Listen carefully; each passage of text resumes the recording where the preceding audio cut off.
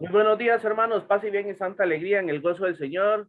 Una vez más, la Escuela de Evangelización Juan Pablo II le da la bienvenida a un sábado maravilloso, asoleado, hermoso, bendecido por el Señor.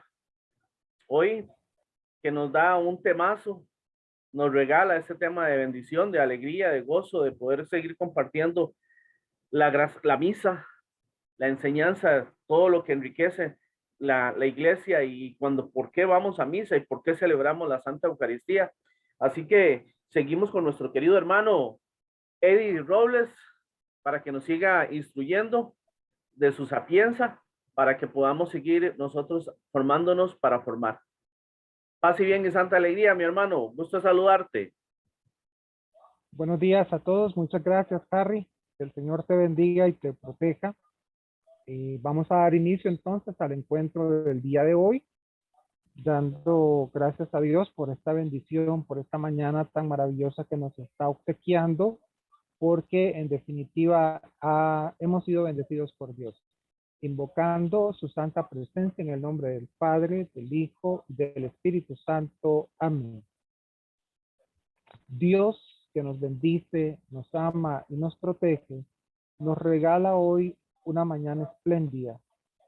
Volquemos nuestra mirada hacia todo lo bello que observen nuestros ojos y demos gracias por este regalo maravilloso.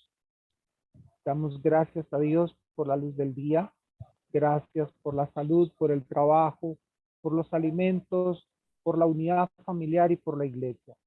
Damos gracias porque es bueno y porque su providencia nos ayuda a todos y esa providencia que se derrame para todos todos los días de nuestra vida. Amén. Quedamos reunidos en la santa presencia del Señor en el nombre del Padre, del Hijo y del Espíritu Santo. Amén. Bien, hermanos, buenos días a todos, que el Señor los bendiga. Vamos a continuar con la catequesis sobre la Eucaristía. Hoy vamos a ver algo muy importante que es la misa. Vamos a analizar una parte de la estructura de la Santa Misa. Y va a ser vital para nosotros poder comprender estos detalles tan hermosos y maravillosos de la Santa Eucaristía. Bien, vamos a irnos directamente a la primera presentación y vamos a hablar de la Santa Eucaristía. Hermanos, recordarles que la primera catequesis que recibimos fue aquella en la cual se nos habló en cuanto a que la Eucaristía es presencia real de Cristo. Y a través de los textos bíblicos, a través de los testimonios de los padres de la iglesia, a través de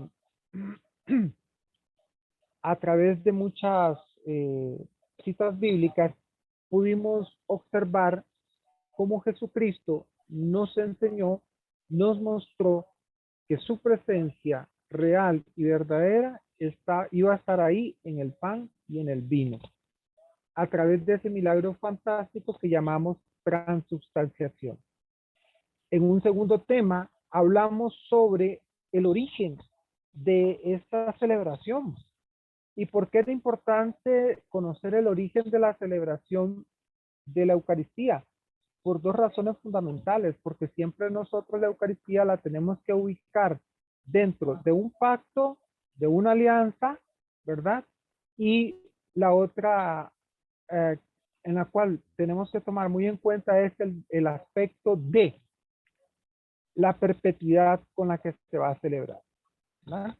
El Señor Jesús dice, hagan esto en conmemoración mía, que eso significa que hay que hacerlo hasta que Él decida volver. Bien, entonces, habiendo visto todos esos aspectos, tanto de la parte del sacrificio como la parte escriturística, ahora vamos a hablar un poco de la liturgia que nosotros vivimos, de la liturgia que nosotros celebramos. Y hay un texto bíblico, Lucas 22:12, que nos dice que Cristo mandó a preparar una sala grande ya dispuesta. Aquí es algo interesante, hermanos.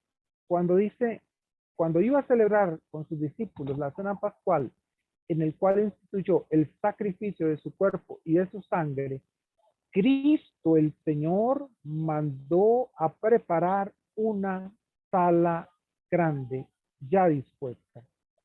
Entonces, hermanos, es interesante de que la Santa Misa y nuestra celebración eucarística está pensada, hermanos, para que se ubique en algo o en algún lugar donde congregue, hermanos, donde congregue a la comunidad. Y la iglesia ha considerado siempre que a ella le corresponde el mandato de establecer las normas relativas a la disposición de las personas, de los lugares, de los ritos y de los textos para la celebración eucarística. Ha sido la iglesia la que ha engranado, creado a través del tiempo, elaborado esta liturgia y nos ha dado las normas de participación de la misma.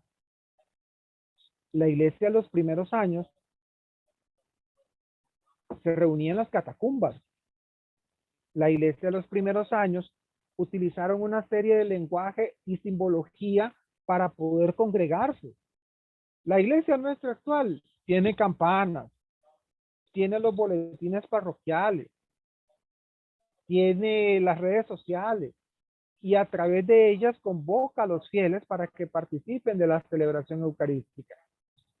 Pero la iglesia de los primeros años, para reunirse a celebrar, tenían que usar una serie de simbología, una serie de lenguaje, una serie de señas corporales para comprender y entender de que en algún sitio, en algún lugar, se iban a reunir para celebrar los misterios pascuales.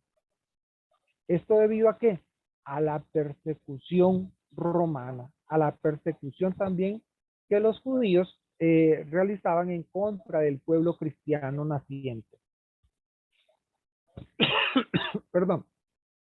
Pero desde los tiempos de los primeros años, la iglesia preparaba el sitio de una manera digna para la celebración eucarística e invitaba a todos los participantes a que de la misma manera dignamente se presentaran a celebrar, tanto corporalmente hablando como espiritualmente hablando. Entonces, la importancia y dignidad de la celebración eucarística, nos lo dice la Constitución Sacrosanctum Concilium, es tomar en cuenta todos los elementos necesarios para una correcta celebración. ¿Qué dice la Sacrosanctum Concilium? La celebración de la misa como acción de Cristo y del pueblo de Dios ordenado jerárquicamente, esto es un detalle muy importante. Es el centro de toda la vida cristiana para la iglesia, tanto universal como local y para cada uno de los fieles. Hermanos, para la celebración eucarística hay un orden jerárquico. Hay un orden jerárquico. Yo no puedo hacer lo que hace el sacerdote en la misa. El sacerdote no puede hacer lo que solo al obispo le corresponde hacer en la misa. ¿Entienden? Y hay cosas que el obispo no puede hacer que solo el papa lo puede hacer. ¿Ven? Hay un orden jerárquico en la celebración.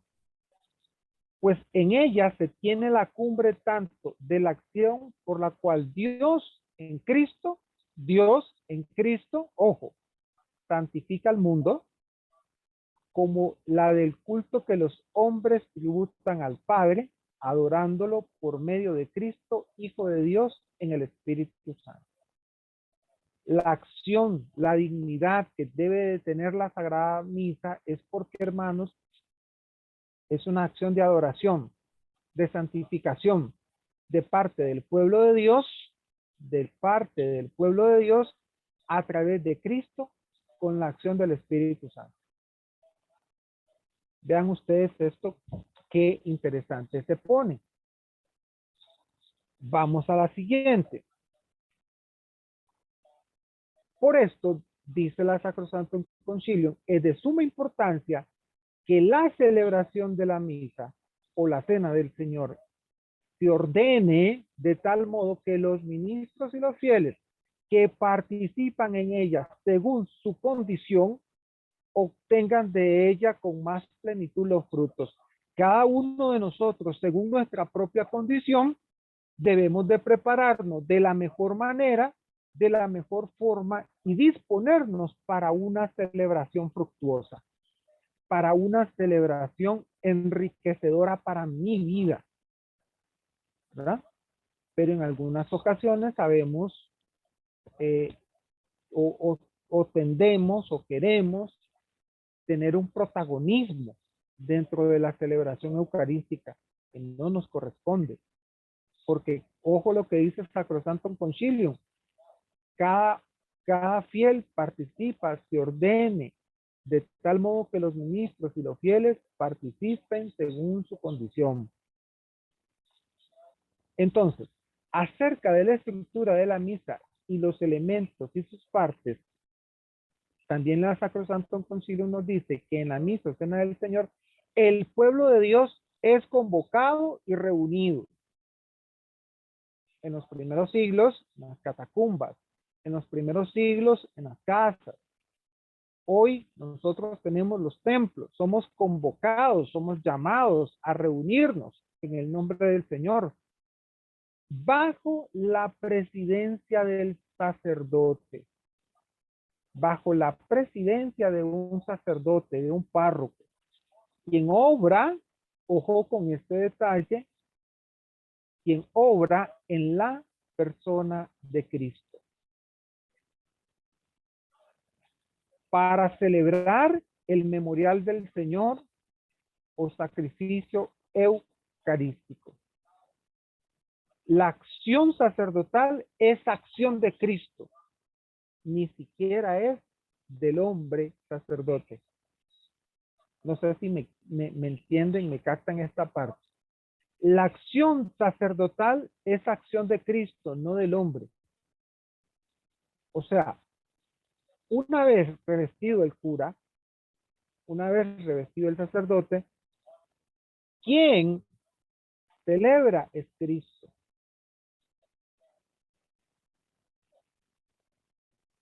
No el sacerdote, no la persona. Porque la acción de la misa es celebrada en la persona de Cristo. Voy a la siguiente.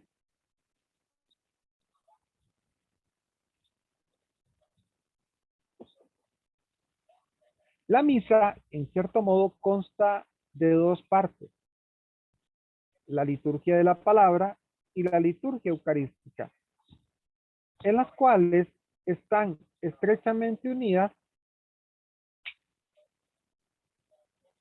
entre sí, ¿verdad? Que constituyen un solo culto.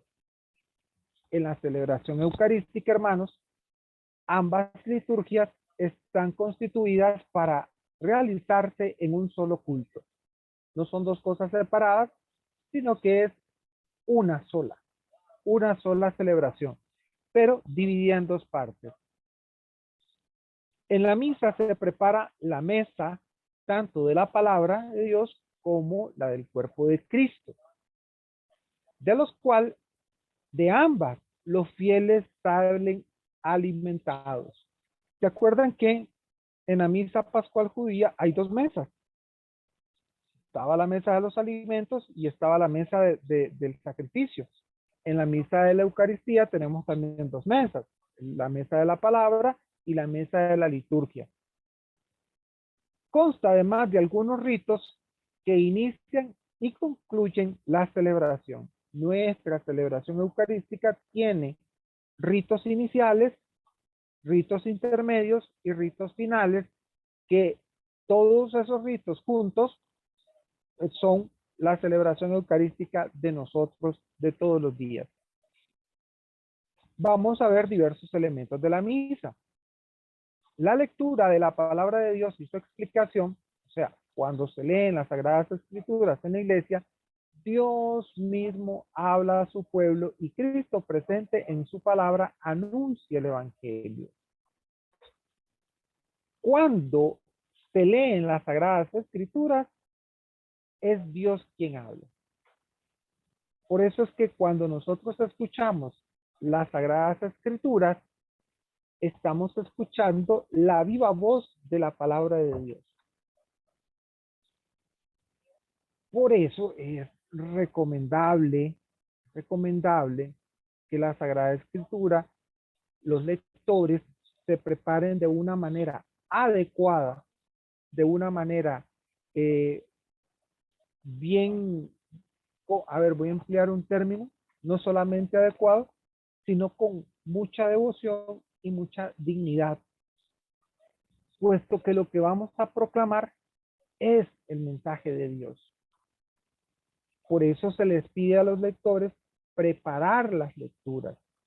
¿Qué significa preparar las lecturas? Pues haberlas leído, haber hecho lección divina con ellas, haberlas meditado, para entonces yo, con la convicción de que lo que voy a leer es palabra de Dios, la voy a leer de una manera digna y con mucha devoción. ¿Verdad? Muy bien. Vamos adelante. Por eso, las lecturas de la palabra de Dios que proporciona la liturgia un elemento de máxima importancia deben ser, ojo, escuchadas por todos con veneración. Yo no comprendo esta parte. Hoy por hoy damos boletines parroquiales. Eso no fomenta la escucha de la palabra de Dios porque mucha gente va leyendo. Lee y escucha, lee y escucha. Y lo que la iglesia propone es la escucha de la palabra de Dios, lo dice Sacrosanto Concilio. Es que el pueblo de Dios escuche lo que se está proclamando. Hay elementos que en algún momento pues son válidos usarlos. Yo compro el boletín parroquial, yo lo compro. Sin embargo, no lo uso en el momento de la lectura de la palabra porque yo lo que quiero es escuchar a la voz viva de Dios a través de ese ministro lector que está proclamando. Entonces, ahí está el detalle, dijo Cantinflas. Yo estoy escuchando la voz de Dios a través del ministro lector. Por eso, en la Sacrosanto Concilio dice, deben ser escuchadas por todos con veneración. Entonces, yo tengo que estar en una actitud de veneración, una actitud reverente, una actitud atenta, pues estoy escuchando la voz misma de Dios. Aunque la palabra divina en las Sagradas Escrituras se dirige a todos los hombres de todos los tiempos y sea inteligible para ellos, sin embargo, su más plena inteligencia y eficacia se favorece con una explicación viva, es decir, con la homilía, que viene a ser parte de la acción litúrgica. Muy bien, una vez escuchado, le enseña la palabra de Dios, dice la Sacrosanto Concilio, viene la enseñanza, viene la homilía. Y la homilía tiene que ser un recorrido de lo proclamado, de lo anunciado. Un extracto, algo ahí jugoso, un extracto de lo que hemos escuchado. Y esa proclamación, esa homilía, va dirigida a interpelar al pueblo de Dios a volcarse a la vivencia de lo que ha escuchado, a volcarse a realizar la acción de lo que se escucha. Las oraciones y otras partes que corresponden al sacerdote son de carácter que solo a él le corresponde. Y esto lo vamos a ver. Hay cosas que pertenecen únicamente al sacerdote que es el que celebra. Y la naturaleza de las partes presidenciales exige que se pronuncien algunas con voz clara y alta, y que todos escuchen con atención. Ojo con ese detalle. Hay oraciones, hay gestos, palabras que los sacerdotes deben de hacer con voz clara y alta, y al pueblo solo le corresponde escuchar. Como por ejemplo, la doxología final de la plegaria eucarística. Por Cristo, con Él y en Él. A ti, Dios Padre omnipotente, en la unidad del Espíritu Santo, todo honor y toda gloria por los siglos de los siglos. Amén. Solo el sacerdote lo dice. Dentro de la misma plegaria eucarística, solo el sacerdote lo dice. Las oraciones colectas, solo el sacerdote lo dice. Porque es parte de su función sacerdotal, es parte de su función. Por consiguiente, mientras el sacerdote dice no se tengan cantos ni oraciones y callen el órgano y otros instrumentos musicales. Por eso hay momentos de la oración sacerdotal en el cual el pueblo solo está en escucha respetuosa, en escucha devota. No podemos estar en otras o haciendo otras cosas que no corresponden. ¿Ves? Porque, perdón, se distorsiona. Vamos a la siguiente.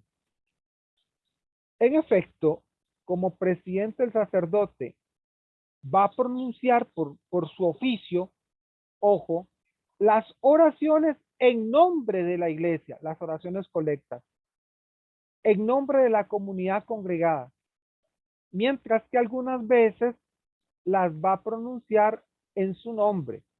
Por ejemplo, la oración que se hace cuando se lava las manos. Porque hay oraciones que él las va a hacer en su nombre para dignificar su ministerio. Por ejemplo, la oración previa que hace el sacerdote en la sacristía, la oración que hace cuando se lava las manos. Hay oraciones que él hace en su nombre. Muy bien. Para poder cumplir su ministerio con mayor atención y piedad. De tal manera que las oraciones que se proponen antes de la lectura del Evangelio, en la preparación de los dones, así como antes y después de la comunión, se dicen en secreto. ¿Saben ustedes qué interesante? Otras fórmulas que ocurren en la celebración, ya que por su naturaleza la celebración de la misa tiene carácter comunitario.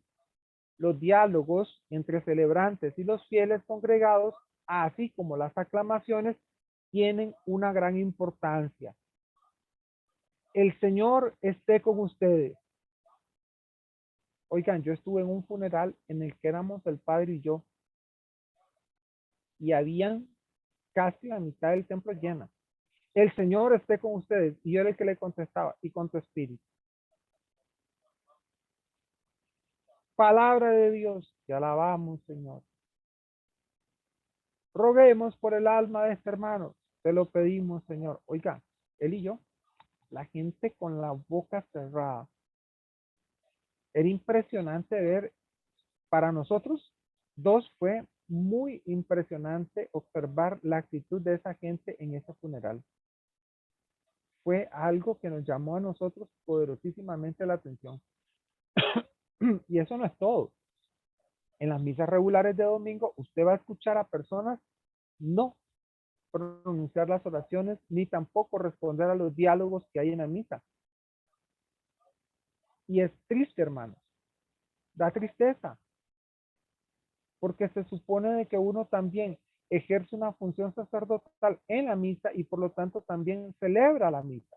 Por eso es que nosotros vamos a celebrar los misterios de Cristo. ¿Ven? Bien. Entonces, las oraciones en nombre de la iglesia son recogidas por el sacerdote y todos tenemos que contestar los diálogos entre celebrantes y los fieles congregados así como las aclamaciones. Ojo, con esto de las aclamaciones, termina el Padre de hacer el santo, santo, santo, santo es el Señor, Dios del universo, llenos están el cielo y la tierra de tu gloria, sana en el cielo, bendito el que viene en el nombre del Señor, o sana en el cielo. El santo, cuando lo cantamos, cantémoslo fuerte. El gloria, cuando lo cantamos, cantémoslo. Pero hay momentos en la sagrada celebración que, ojo, no estamos actuando de la mejor manera. Puesto que no son solo señales exteriores de una celebración común, sino que fomentan y realizan la comunión entre el sacerdote y el pueblo. ¿Sí? En los diálogos nos ayudan a nosotros a comprender. Levantemos el corazón, lo tenemos levantado al Señor. Oigan, yo estuve una vez sentado a la par de un señor bueno, no era un señor, era un muchachón. Y cuando estamos en esta parte de este diálogo, para mí fue impresionante cuando se oía, yo le puse cuidado, ¿qué es lo que estaba diciendo? Y entonces, en un tiro le oí cuando dijo, chichigua. Y yo,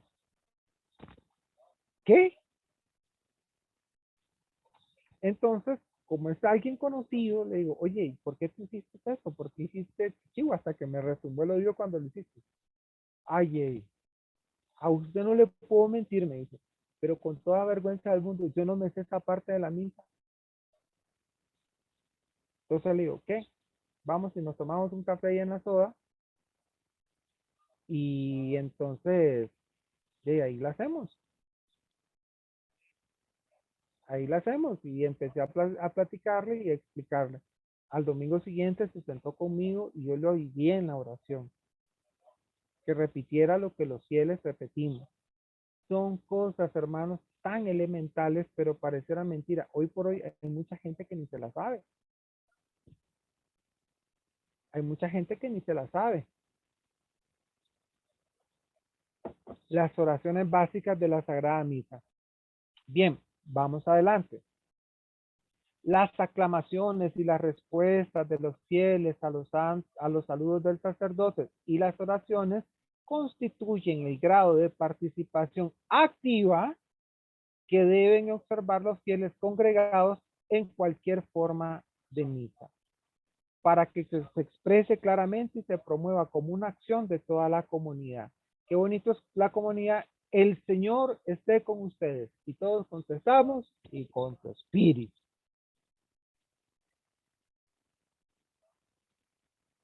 Proclamación del Santo Evangelio. Contestemos, hermanos. Contestemos. Es una forma de participar, es una forma,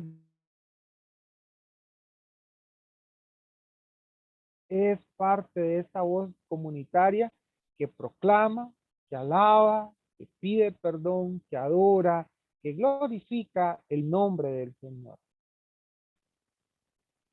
A veces se nos olvida ese detalle, hermanos. A veces se nos olvida ese detalle. Entonces, las oraciones van a constituir para cada uno de nosotros el grado de participación que debemos de tener en la Santa Eucaristía. Entonces, estas celebraciones litúrgicas deben estar enriquecidas también por mi participación activa. Y cuando yo participo de manera activa, obviamente yo voy a tener una participación fructuosa de la misa, porque entonces yo tengo una disposición de participar. Yo tengo una disposición de participar en la misa. Pero entonces, si no, ¿a qué fui? Oigan, si ustedes me dicen, hey, vamos a ir al estadio, ¿ustedes qué creen que yo voy a ir a hacer al estadio? ¿A quedarme sentado? No, hermanos. Yo voy a ir al estadio a pegar gritos, a silbar, a decir cosas, a hacer de todo. Yo voy a ir al estadio a alegrarme. Esto no es el estadio, esto es el culto.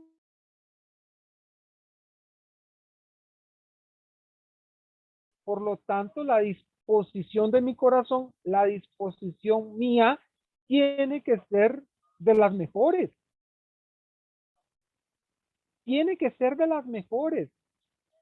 Una disposición plena para ir a alabar, adorar a Cristo que se da por nosotros en la Eucaristía.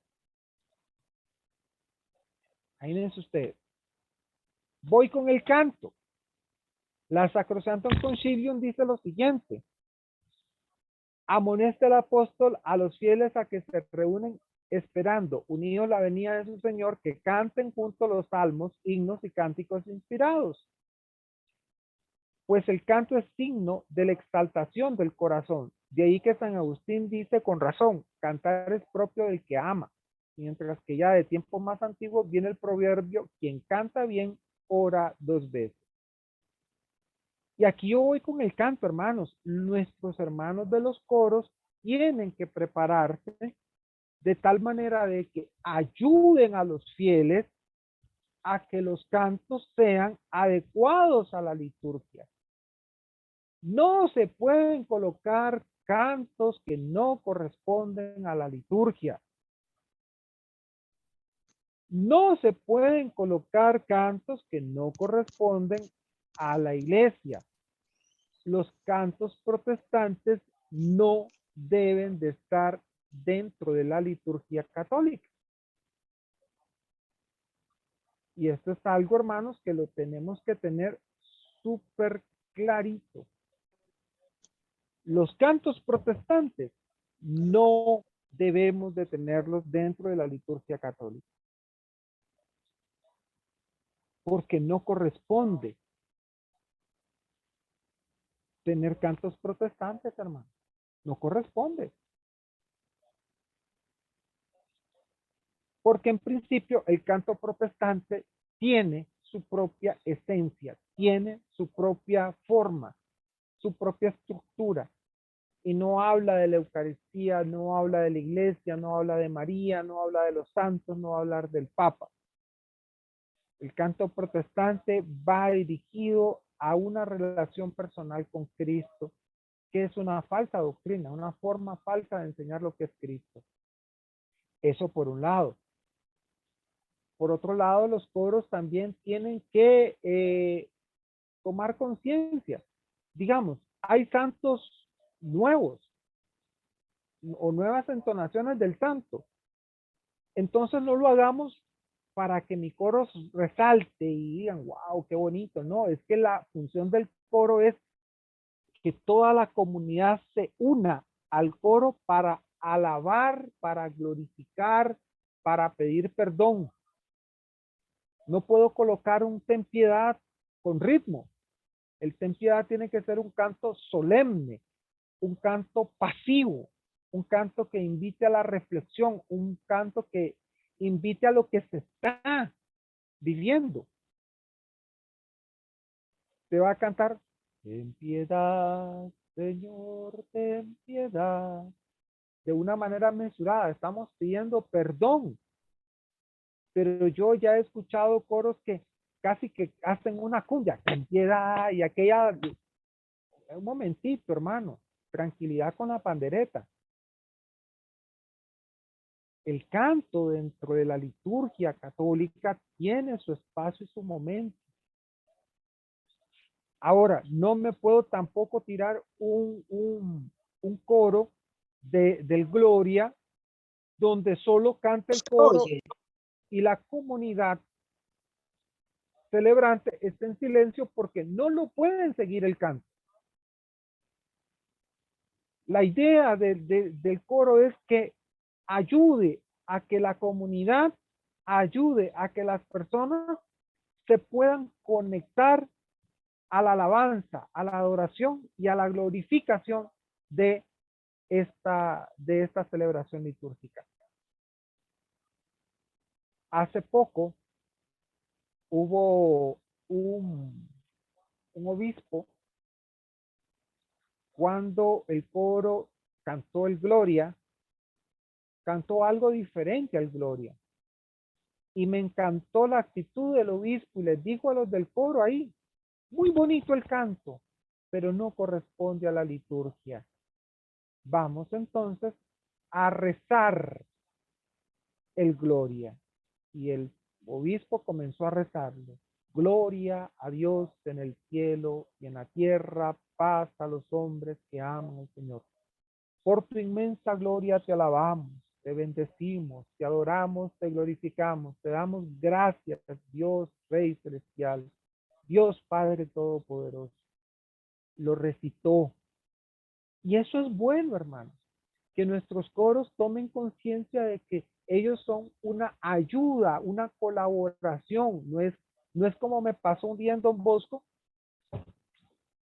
que en esa ocasión, nunca se me va a olvidar, hermanos, llegó un coro a cantar un funeral. Oigan, el coro con luces de colores, como que si fuera un espectáculo.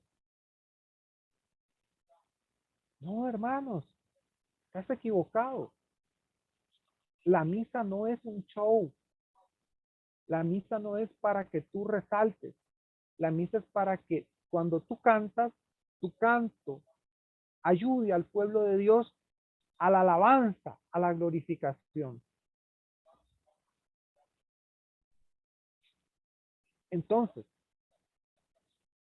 la iglesia recomienda el canto, pero no es indispensable dentro de la liturgia.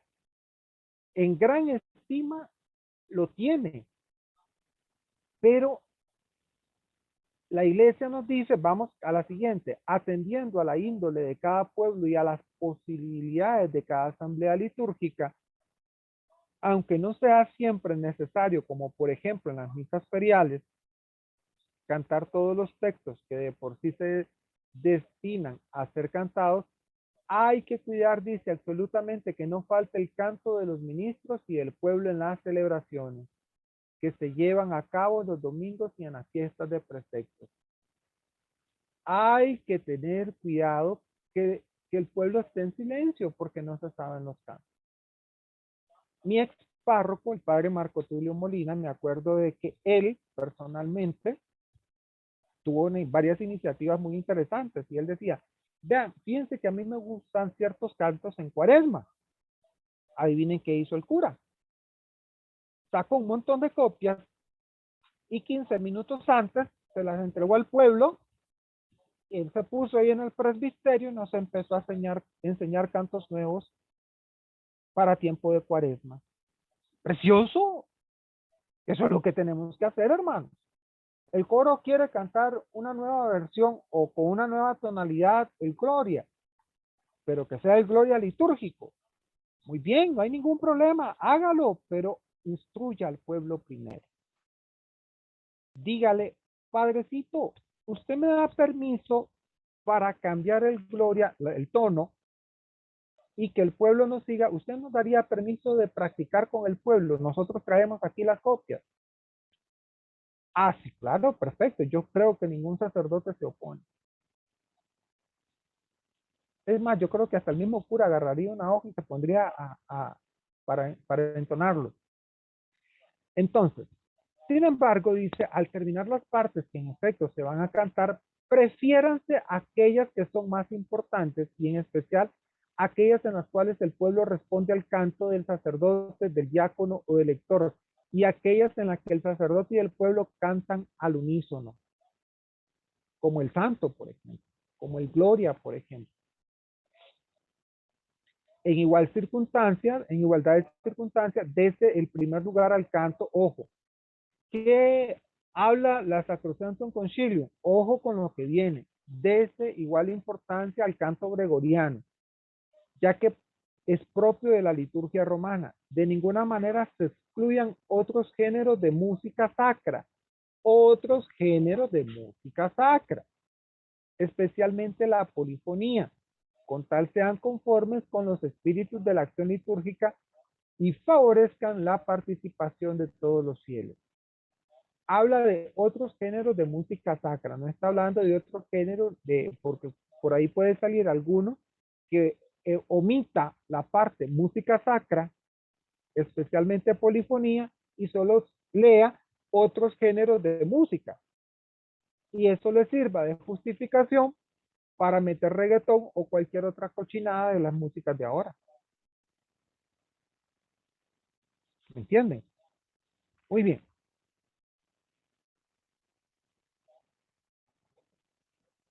Vamos a hablar, vamos a la siguiente, de los gestos y de las posturas corporales. Esto es también otra parte importante. Los gestos y las posturas corporales, tanto del sacerdote, del diácono y de los ministros, como del pueblo, deben tender a que en toda la celebración resplandezca por el noble decoro y por la sencillez. A que se comprenda el significado verdadero y pleno de cada una de sus diversas partes y que se favorezca la participación de todos. Así pues, se tendrá que prestar atención a aquellas cosas que se establece por esta instrucción general y por la praxis tradicional del rito romano, y aquellas que contribuyan al bien común espiritual del pueblo de Dios más que al deseo o las inclinaciones privadas. Ojo con esto.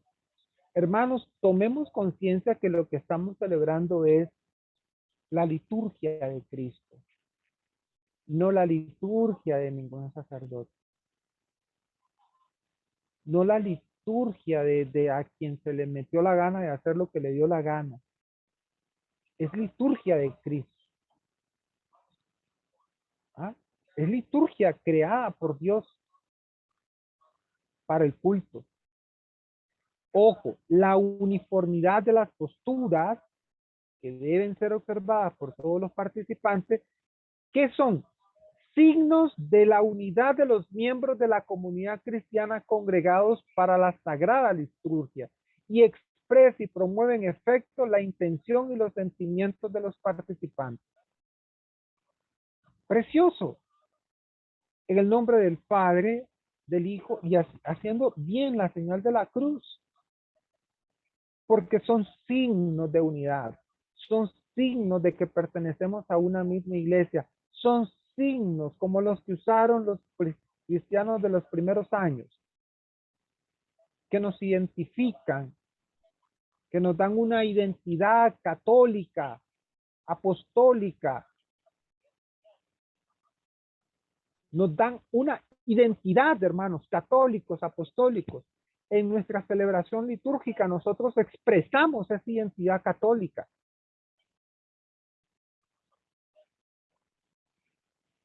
Con nuestras posturas, con nuestra oración, con nuestras manos juntas, con nuestras inclinaciones, con nuestras reverencias. No es posible que tengamos servidores del altar, hermanos, y que pasen a la par del altar, oigan, ya ni siquiera hacen reverencia. Solo pasan y ya. Como que si pasáramos por la acera de cualquier lugar. Le hemos perdido el respeto al templo.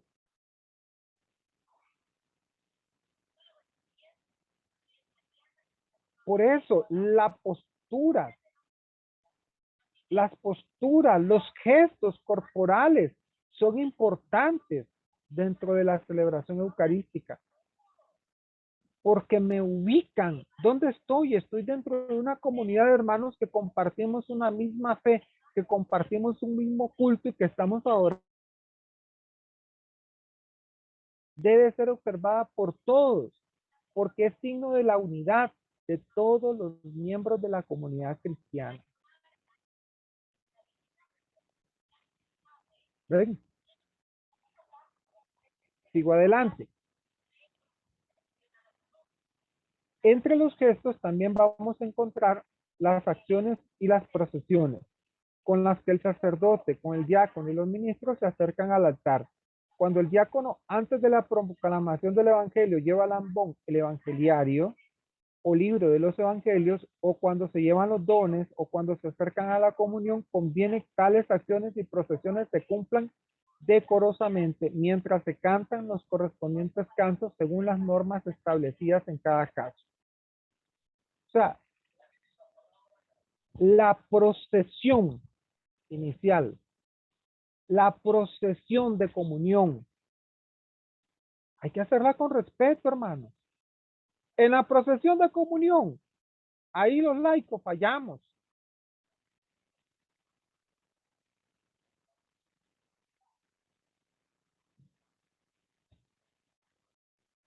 En la procesión de comunión, ahí los laicos fallamos, hermano. En la procesión de comunión, los laicos ahí vamos saludando a Raimundo y todo el mundo como la tica linda, ¿no, compañeros? Qué pena. Vaya con fe, con devoción y con reverencia a recibir a Cristo. Y como ya usted recibió a Cristo, usted viene con más fe, con más devoción y con mayor reverencia, regresándose a su lugar. O sea, no es tiempo de saludar a nadie. ¿Se entiende, hermano? Cuando el diácono también las reverencias en el momento en que pasamos delante del altar, en el momento que pasamos delante del Santísimo, en el momento que hacemos adoración, que se note que estamos celebrando un culto a Dios, que se note que estamos en el templo de Dios, que se note que estamos celebrando.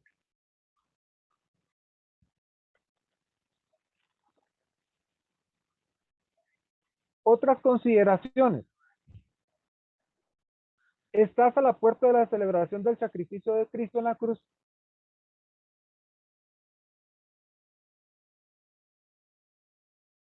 Que tengas.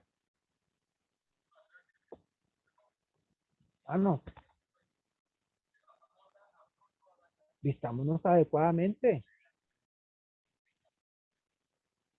Vistámonos decorosamente. Vistámonos de una manera decorosa, adecuada y que corresponde a una celebración importante. Ah, pero es que como es domingo, no, hombre, no pasa nada, yo voy en short, voy en licra, no pasa nada, no, hermano.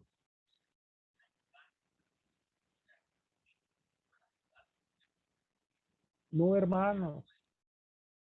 Hay normas de etiqueta, normas de cómo vestirse. Hay normas de cómo vestirse.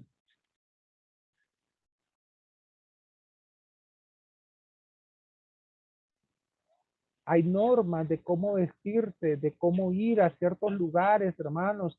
Usted no va a ir en short a su trabajo porque lo hacen devuelto. Usted tiene que cumplir la norma de llevar uniforme a su colegio. Usted tiene que ir vestido adecuadamente a ciertos lugares y en ciertos lugares hasta rótulos hay. Usted madre de familia, no, como yo lo he visto en la escuela, usted madre de familia, si viene en short no entra a la escuela. ¿Y por qué cuando vamos al templo tenemos que ir de manera inadecuada? Ten para tus hijos una o varias vestimentas cómodas para la misa e inculcarles la importancia. La importancia, hermanos, no está hablando de que voy a llevarles juguetes para que jueguen y se entretengan. No, usted hace mal si lleva juguetes para entretenerlos. Usted hace mal, hermano, si usted lleva juguetitos para entretener a sus hijos en la misa. Usted hace mal, hermano, si usted le da el celular con los audífonos. Usted no lo llevó al culto. Tampoco se trata de que vamos a hacer, como algunos dicen, hagamos una escuelita dominical. No, hermanos, usted no está criando un protestante, usted está criando un católico apostólico. Por lo tanto, enséñenle a comportarse en el templo. Es que saben cuál es el problema también, hermanos, y perdón que lo diga, y lo voy a decir con toda la claridad del mundo. Es que hoy por hoy, no, es que pobrecito el chiquito, porque ahí déjenlo que haga lo que les dé la gana, no, hermano. Por ahí empezamos a mal educar a nuestros hijos. Yo me acuerdo perfectamente bien tener a mamá, tener a papá, tener a mi abuelita. Para mí siempre me sentaban a la par de mi abuelita porque yo era un poquito inquieto. Pero conmigo sintonizaban todas las radios de los pellizcos que me pegaban hasta que aprendí a comportarme bien. Hermano, si el chico va a llorar, que llore, no importa. Eso nos da la garantía de que la iglesia va a seguir existiendo, porque ahí está el futuro de la iglesia. Pero enseñemos a comportarle a nuestros hijos dónde van a estar, dónde están. Dos, el ayuno eucarístico, importantísimo, hermanos, una práctica que nosotros le hemos dejado de hacer.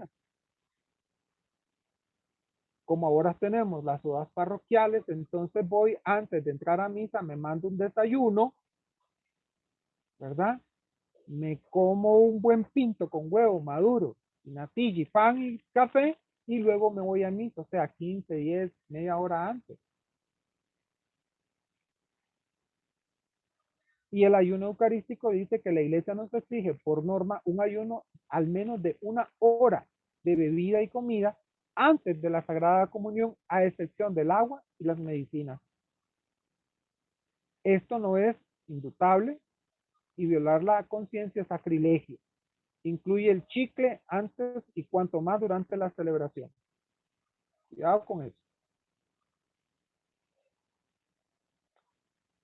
La preparación correcta, disposición para recibir el sacramento y actuar propio de quien identifica la presencia real de Cristo en la Eucaristía tiene que ser la mejor de las preparaciones.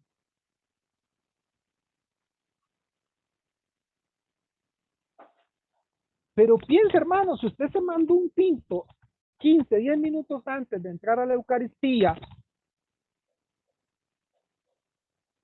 no ha pasado ni media hora ni 45 minutos cuando usted ya está comulgando, hermanos, o sea, no sé si me explico.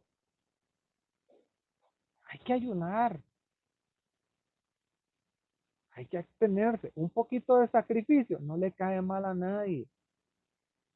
El problema es que no nos gusta el sacrificio. Vamos a lo siguiente.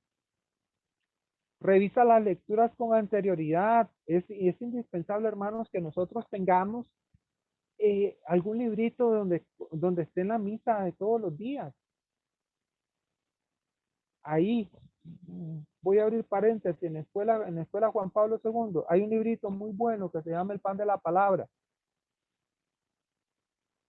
Ese es un instrumento. El pan de la palabra es un instrumento para que usted pueda tener acceso a la lectura de todos los días, a las oraciones de todos los días, a las advocaciones y a las vivencias de todos los días. Eso nos sirve, hermano, nos sirve muchísimo.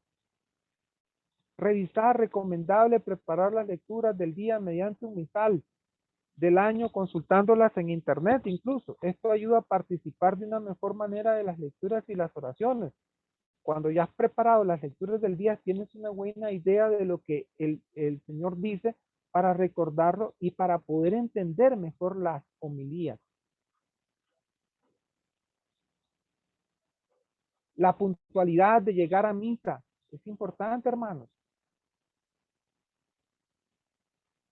Oigan, es impresionante. Si ahorita Huawei o cualquier otra empresa anuncia de que mañana van a tirar un teléfono celular así, hasta, oigan, les aseguro que muchos van a hacer filas anticipadamente y van a llegar hasta 24 horas antes de la venta. Y así sucesivamente, hermanos. Llegamos anticipadamente al estadio, llegamos anticipadamente a los partidos de fútbol, llegamos anticipadamente a donde sea, pero a la misa llegamos casi que cuando el Padre está dando la bendición. Hay que llegar anticipadamente, ¿para qué?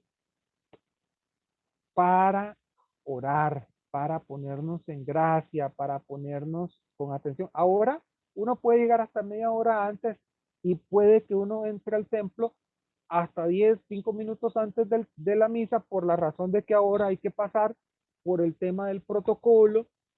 Pero hermanos, los templos, la mayoría que tienen misa los domingos están abiertos desde las 5 de la mañana, 5:30. Entonces, eh, esto es importante, la previa preparación a la celebración. Muy bien. Las reverencias. Cuando entro al templo, la primera acción como católico de rito latino debe ser buscar el sagrario. No, por favor, hermanos, lo primero que tenemos que ir a buscar es a Cristo. Padre Pío puede esperar. Es más, el Padre Pío lo señala a uno y le dice, hijo, aquí no, allá. San Charbel puede esperar, mijito, aquí no, allá, allá está el sagrario. Me voy a ubicar en la parroquia de la escuela, en la Merced. Ahí tenemos varias imágenes. Y hermanos, todas estas imágenes apuntan y nos dirigen a donde está Cristo, ahí en el altar, porque por bendición de Dios, mucho pasa expuesto en el altar mayor. Y entonces uno tiene que ir primero al altar mayor, adorar a Cristo, agradecer a Cristo, hablar con Cristo, porque Cristo está ahí en el altar. Entonces la primera acción cuando yo llego al templo es buscar dónde está Cristo Jesús vivo. Y después pasaré saludando a Padre Pío, a Sor María, al Cristo Negro, a la Virgen de Montserrat, a quien sea que tenga que saludar. Pero mi primer mirada, mi primera acción dentro del templo es buscar a Cristo Eucaristía que esté en el sagrario. No se equivoque, hermano.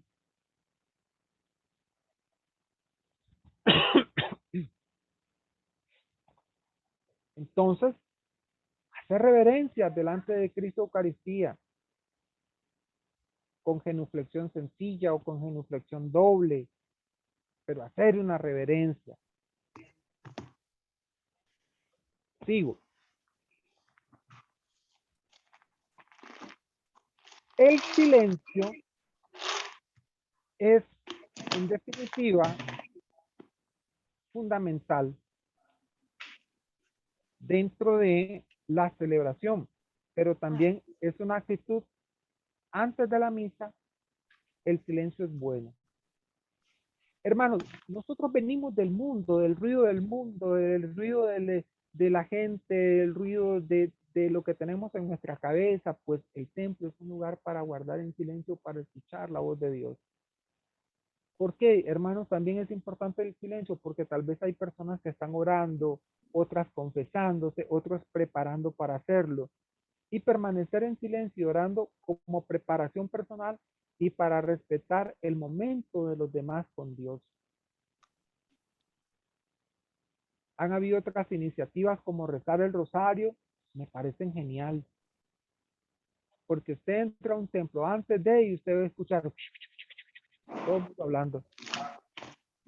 Entonces, también debe guardarse en el momento en que corresponde como parte de la celebración un sagrado silencio. Sin embargo, su naturaleza depende del momento en que se observa en cada celebración.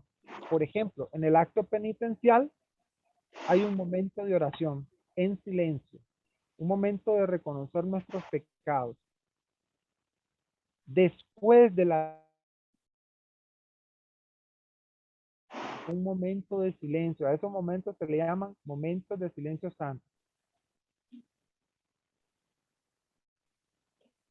Después de la comunión hay un momento de silencio para meditar todas estas cosas maravillosas, preciosas que hemos vivido. Ven, hermanos.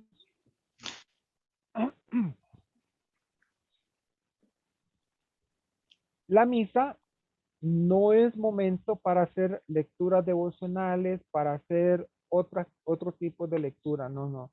Para eso tenemos los sagrarios abiertos y podemos ir en cualquier momento para hacer nuestras propias lecturas devocionales o puede hacerla después o antes de iniciar la Santa Eucaristía. En el momento de la misa es la misa nada más. ¿verdad?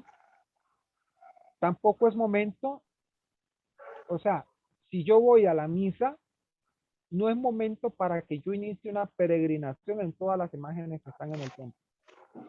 Al único lugar que debo de ir directamente es al sagrario y ahí me regreso. De ahí me regreso a, ¿cómo se llama? A sentarme.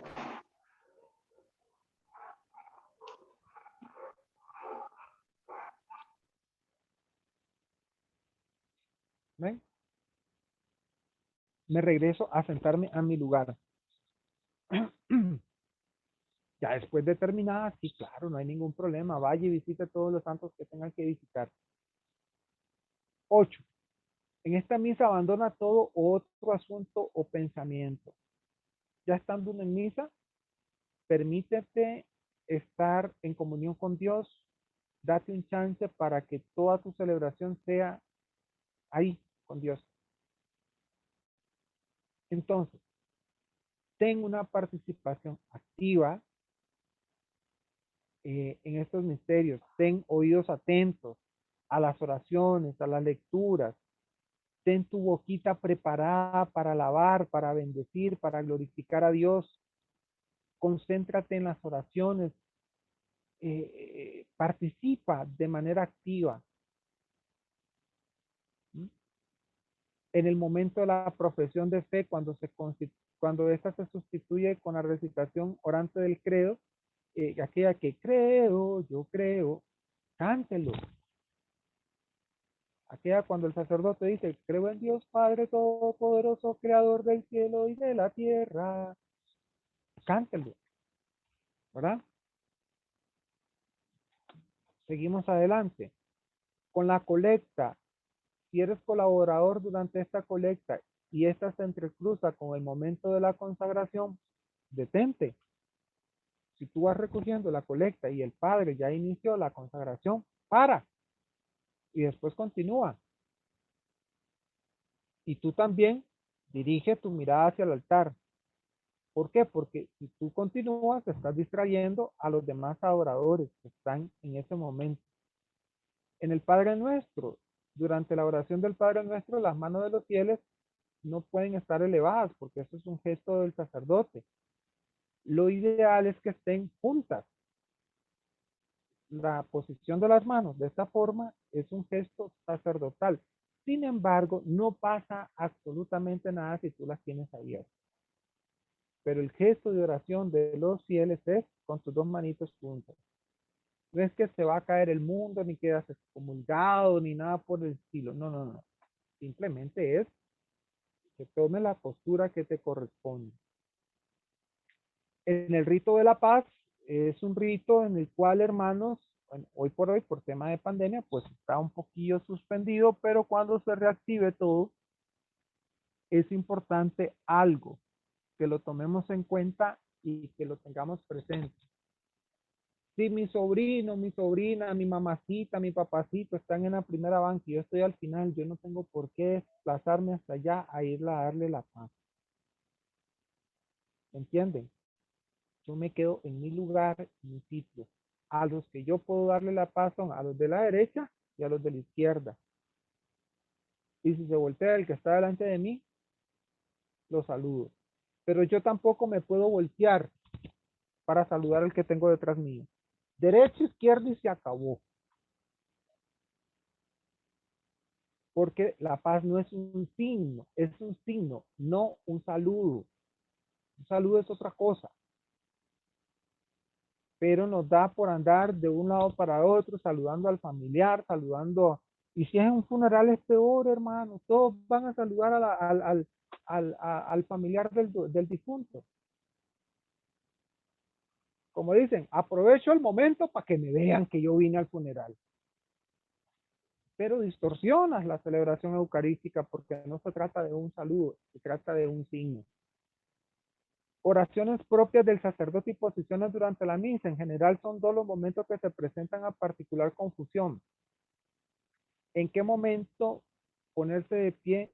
Si durante el momento de la oración sobre las ofrendas o para la oración colecta. Cuando dicen, oren hermanos, para que este sacrificio mío y vuestro sea agradable a Dios Padre Todopoderoso.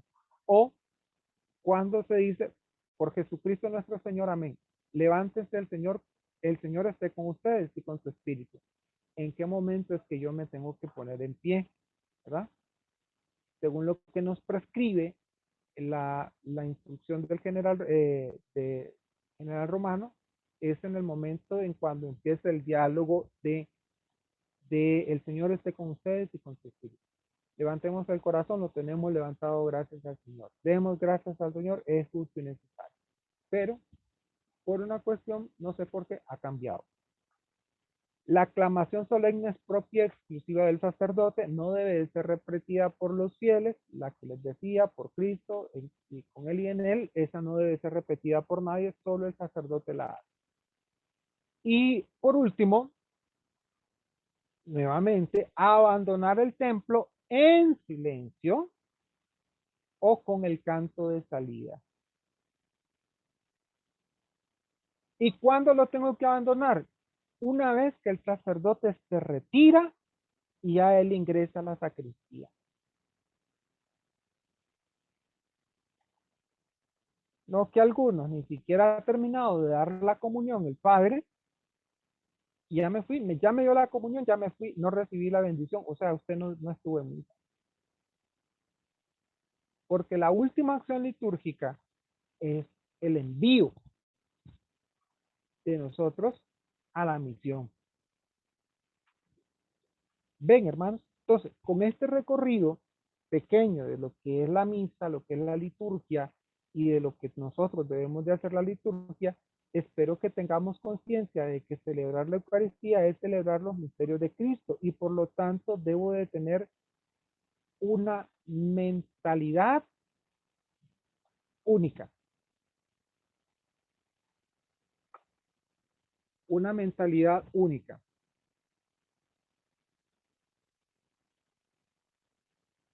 ¿verdad? Tengo que tener una mentalidad dispuesta a celebrar los misterios de Cristo. Entonces, hermanos, eh, ¿alguna pregunta o duda? Vamos a cerrar sí la transmisión para que quedemos con las preguntas y las dudas.